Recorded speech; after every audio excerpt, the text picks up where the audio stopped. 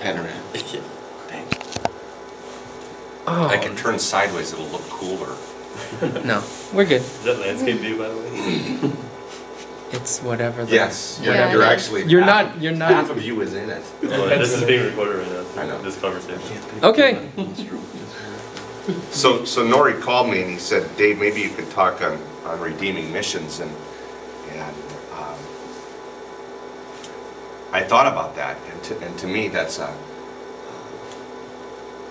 it's a great topic, but obviously the first question that comes up is what do we need to redeem missions from, right? And that'll be your question for next week, I think, when Nori starts talking about redeeming church, or who's ever talking about it. What are you redeeming it from? And so I'd like to start with two questions out there that we can kind of use as our jump off point. Number one, how would you define missions? And number two, what does it need to be redeemed from? And then, of course, I'll give you the right answer. Of course. Unless it's different from what you guys come up with. So, what do you think?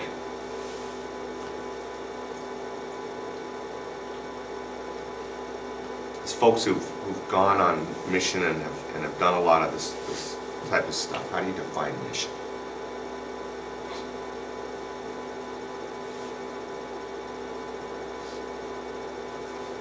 Usually it's sort of gospel-oriented. Sure, to record me. Okay.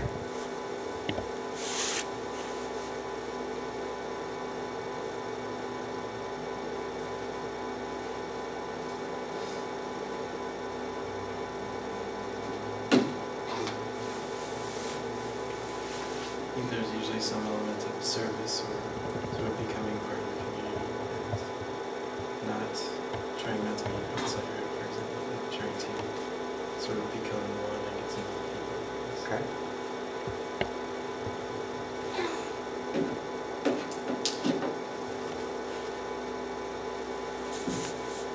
Someone else? Or if you record me, you owe me $10. Because it would be without my permission. Each time it shows. But I guess with long-term missions, I think it'd be cool if there was some kind of sustainable impact on the people groups you're working with, and that it affects the local population. And it's not just a good spiritual high for the people that are doing it. If that makes sense. Okay. I was just saying that Jimmy was getting recorded. Being changed. Yeah, sure. I guess that would be a video bomb or something, right? Stuff that goes on Yes. behind you. Yes. We'll tag it diaper changing as well. Increase our page views.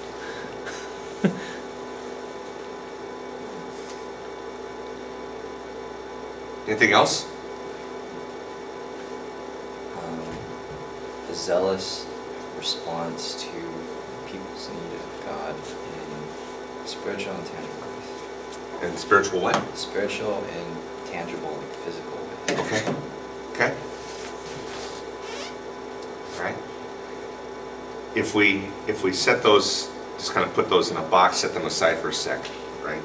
And we go with the theme of redeeming missions, then what do we need to redeem it from?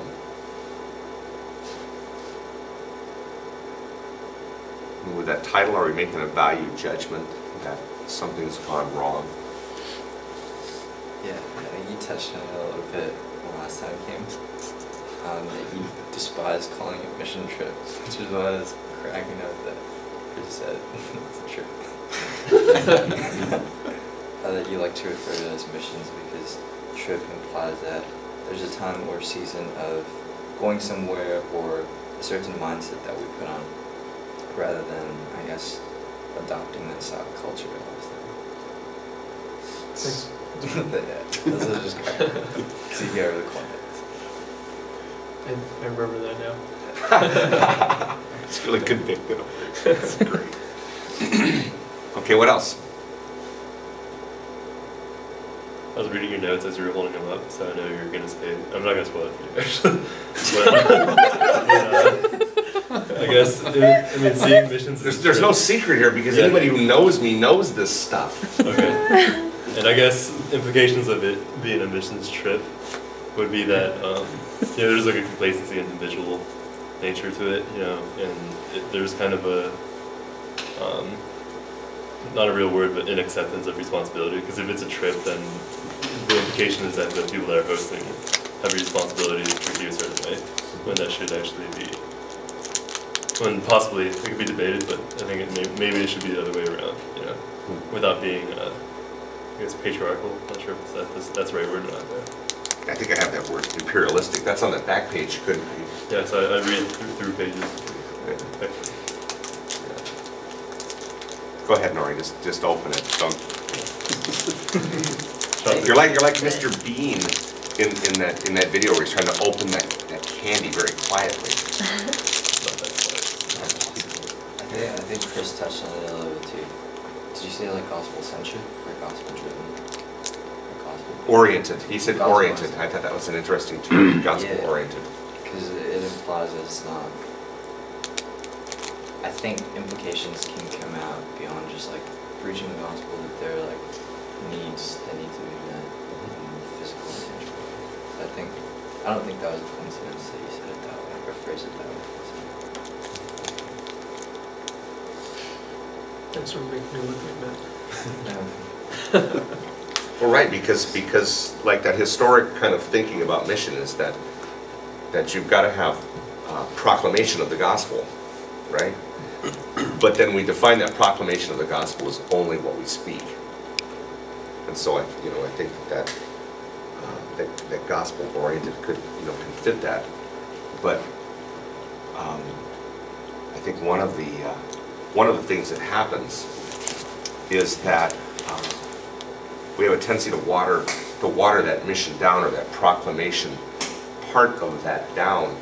And so particularly when you're dealing with short-term mission, as it almost in some sense doesn't matter what you do, just the simple fact that it's Christians getting on a plane and going becomes enough to fit the definition of gospel oriented, unless you're very careful, right? Because we define just the simple fact of us getting on a plane and being somewhere else as proclamation. And I think that no matter what we do, we've got to keep central that in some way, shape, or form, when we're there, wherever that there is, we've got to deal with proclamation of the gospel, whether it's with our actions, whether it's with our voice. And folks have to understand that what we're doing is in response to Christ's call, his sacrifice for us, right? And I think sometimes those things, again, particularly in short term, get left off the table, sadly.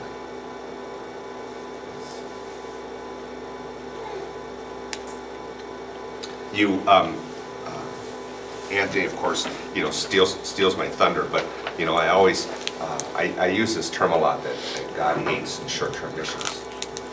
And turn this. Can't see it.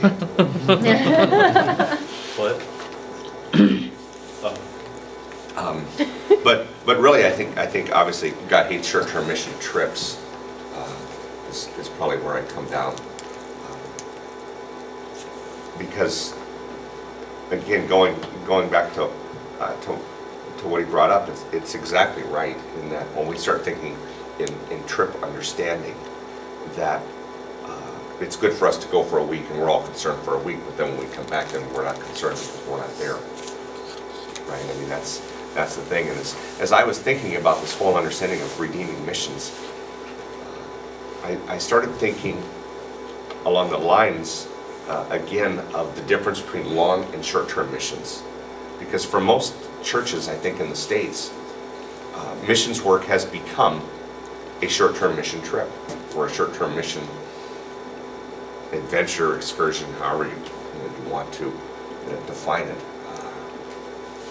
And I started trying to remember the last time I was in a church where anyone, in any church setting,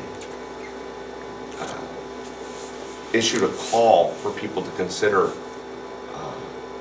long-term in-country mission service as a way of life.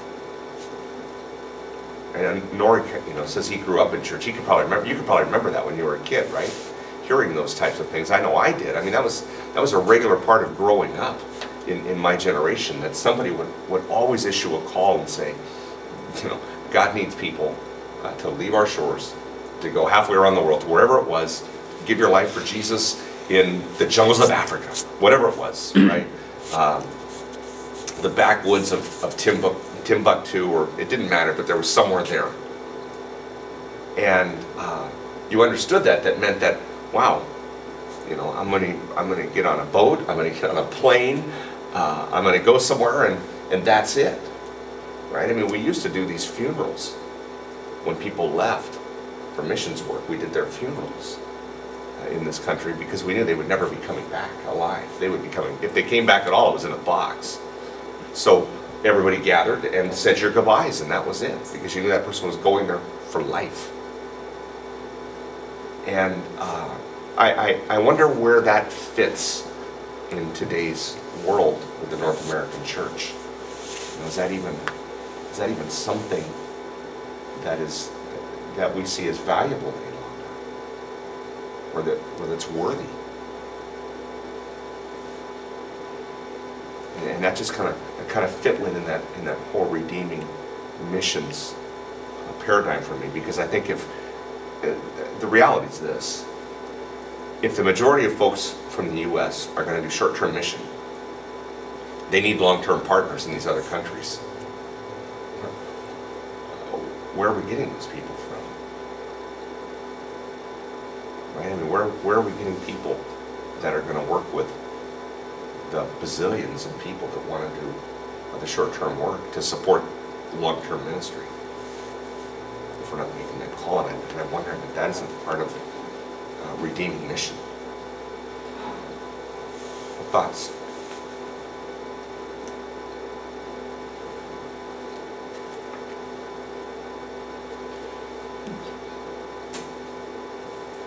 I think in that sense too, I think a mission trip then isn't necessarily what it is. It could be more of a vision trip. You can maybe help, if you go spend 2 weeks somewhere, that can really cast a vision for that person individually, more so than, say, the impact's probably not that great. Because time, it takes time, usually, say 5 years to see significant progress somewhere in the minimum sense. So, when I think of like Chris was saying, a missions trip, though, I know we don't see it this way, but it probably is more of a vision thing. It casts vision for people to think, oh, is there something I should do? Or at least if it's not like that, maybe it should be. Just in terms of how to get people to think of that possibility. Because a lifelong calling to do that, I think it definitely has to be a calling. You're not going to get just everybody to say, hey, I'm going to go spend my whole life in Africa or in a foreign country. You have to definitely be called to do that. At least I think it helps.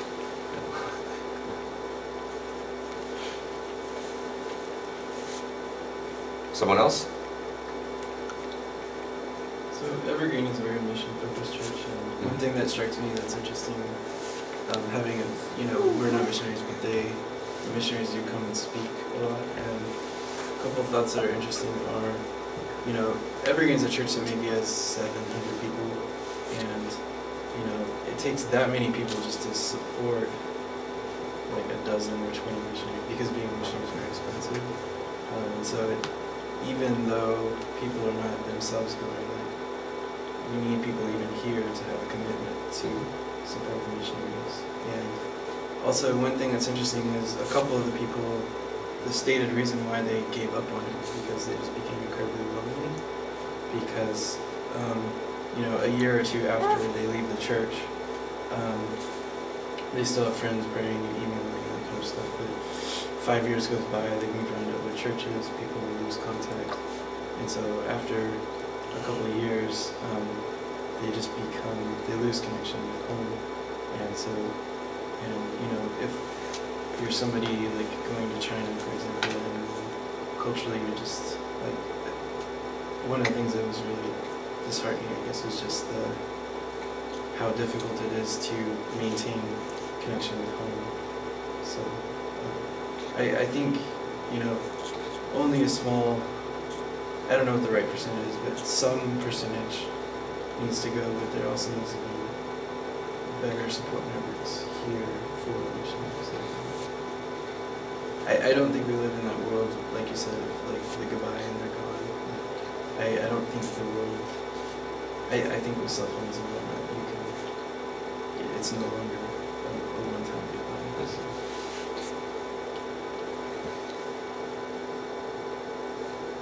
Someone else?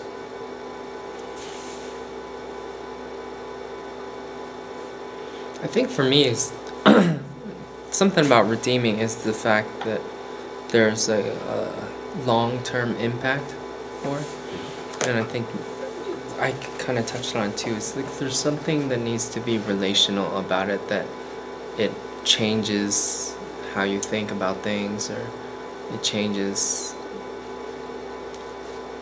I guess it matters to you after. Like I was thinking about how, like Anthony, after you went on your first trip to Thailand, like you came back different, right? You were aware of an issue that just changed the course, the trajectory of the rest of your life almost. And I think that's the same thing that's happened to Alex with Urban Light, and that's the same thing that happened with you in Mexico. And I was just thinking and even for me, I was thinking about after the last trip to Oaxaca, I know this is going to come off as rather stereotypical, so I apologize, but it's just the only thing that pops in my mind is now, after Nicole's talking to people at San Balthazar, and then like they had lived in Santa Monica and they worked at the restaurants that are by us. Like whenever I walk around Santa Monica now, I see immigrants walking. When you stay short, Okay, when I was like, oh, Selling it, man. It's going out on the net. They might be from Oaxaca, you know. I was like, and I try to think about the situation that they might, their potential story that they might have. And I was like, I try to, you know, pray for them while I'm walking really quickly. And I think that the immigration issue is different now that you hear people's stories, and I think that the long-term impact, I think, is something that could be redeemed about missions, right? It's not just 1 week in your life that has no impact on the next week or the months or the years after, but it could be and maybe should be something that changes the trajectory of the way you think about your life and the purpose that God gave you. So let me go back. You brought up that whole kind of continuing connection back with the States.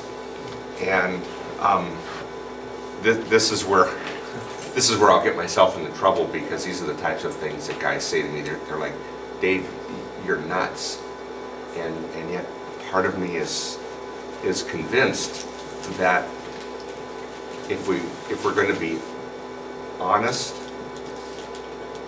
then at the very least it needs to be said, right? So I wonder. If the folks that came back, right, and I'm not impugning motives or anything, because I don't even know who it is or where it was or anything like that, and but I think some people come back to the States and leave the mission field because they're not willing to invest really for the long haul in where they're going. And I think that from a missional standpoint, if those cords don't, in a sense, get cut, or if at the very least you're not seen as by the people whom you're serving as on their side, then the impact of your mission is probably not as great as it could be. Does that make sense? If the people you're serving perceive that you're not in it for the long haul for them, then what's the impact of your mission? And if we were to maybe to bring that here, stateside thinking, right? Would you go to a church, and would you align yourself in a community if you didn't feel the pastor had a pretty passionate interest in you and your story? And I think most of us would say, well, no, I probably wouldn't. Right? I mean, after you get outside of the big mega churches, right? I mean, I don't know how much, like John Smith, who sits in row 67 out at Saddleback, I don't know that Rick Warren knows that guy from anybody, right? But he probably has a local pastor under whom he's associated, that he feels this guy cares a lot about me, right? And I think that one of the things that happens in mission work, particularly with this ability to go back and forth, is that we have that perception in over there, wherever over there is, that we haven't bought in, right? And so maybe I'd ask those folks. This would be the question I'd ask: if I was to go and talk with the people whom you were serving, let's say it was in the Philippines, would they say that you became, in a sense, Filipino while you were there? Or if it was in France, did you become French while you were there? Understanding, of course, you know what? You're never going to get it perfect. But do they see you as an honest broker for them? As one of them, as identifying with them in the struggle and all of that kind of stuff that they're with? Because once that starts to happen, then you know what? You're comfortable doing this and hanging out with locals, and you're not wishing that you were sitting back at Starbucks on Sunset, because you're good there, right? I mean, sometimes my wife asks me, she says, "What are you thinking about?" And I just have to be really careful sometimes with those answers, because a lot of times the answer is sitting with Chablé at the table in the big room. That's just where I'd rather be right now. But Dave, it's Christmas.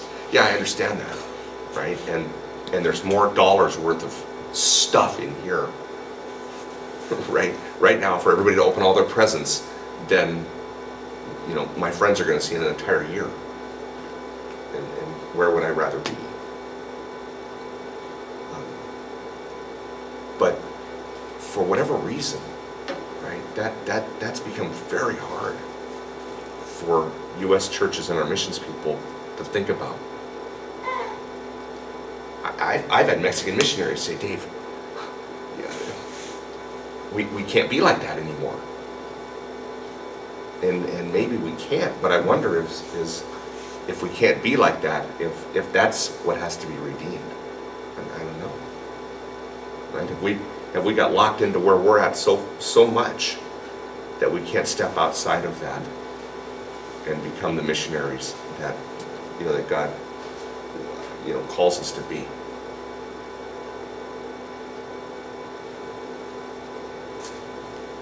What do you think?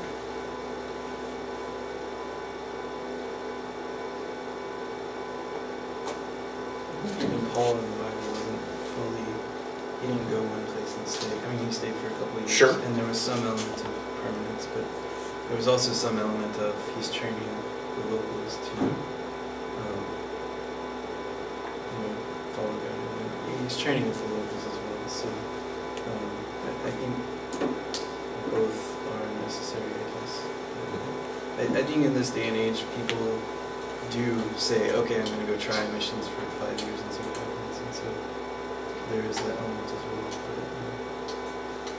And I think one thing we talked about before, one of our friends is Her parents are missionaries in Japan, and actually the funding for Japan is going way down because all the churches say, how many people have you converted, what's your, all that stuff, and it becomes very much about like numbers and stuff, and so the funding follows the numbers typically. So See, and that funding, this is the interesting thing, that the whole question of funding starts to corrupt the mission.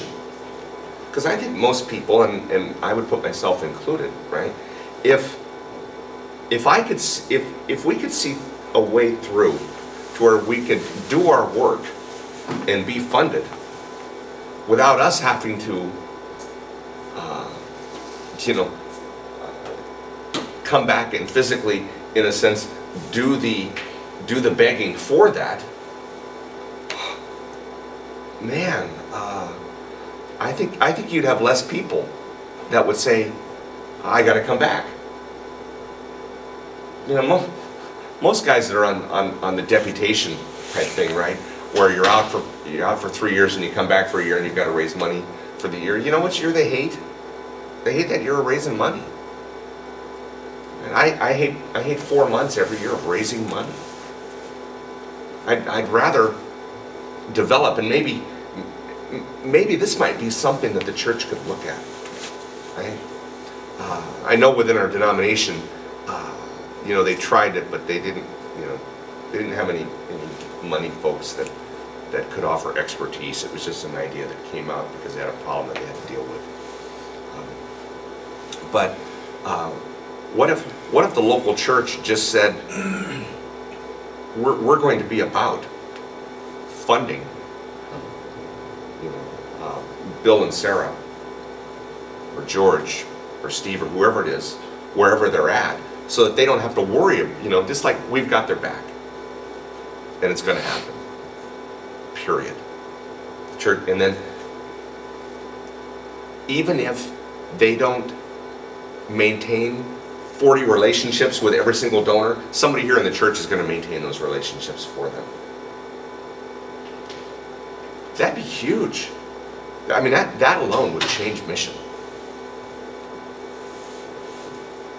I mean, I got people that come to me every day. Dave, I'd love to do what you do. I can't afford it. I got a young guy right now that if somehow you could get this guy funded at 20 or 22,000 bucks, that's not a lot of money. He'd be on the field. He'd give his life. He'd be gone. That'd be it. That guy'd be out there and he'd never look back. But how do we make that happen? Within our churches, because we then turn around and we say to those guys, okay, here's what we need though. Going back to the numbers thing. Even if you take the numbers out of it, well, we need a newsletter every week. We need this, we need this, we need this, we need this. You know what? We need one guy that'll talk to the guy in the field, say what's up, and then that guy in the States can do all of that disseminating. Could be a girl, doesn't matter, but just a generic term. And maybe that would be that'd be huge. Because you're right. There's the U.S. church is full of senders and potential senders. We just need to, I think we really need to work on mobilizing that base. There's a great book. It's a little old now, but it came out through I think ACMC, Telford, All-Star Mission Churches. It's a fantastic little book because the guy was a big baseball fan, right? And he kind of set the diamond up, and if you know anything at all about baseball, there's just certain positions that have certain responsibilities, right? So the first baseman and third baseman are always big heavy hitters. But the shortstop and second baseman, those guys aren't the big heavy hitters. And so what he said is, he kind of went through and identified churches that fit those positions in kind of a baseball model. And he said, like, this church here is a heavy hitter mission church. And one of the things that they did, and then he would tell their story. And it's a challenging book because he doesn't say that every church has to do this. That's what I liked about it.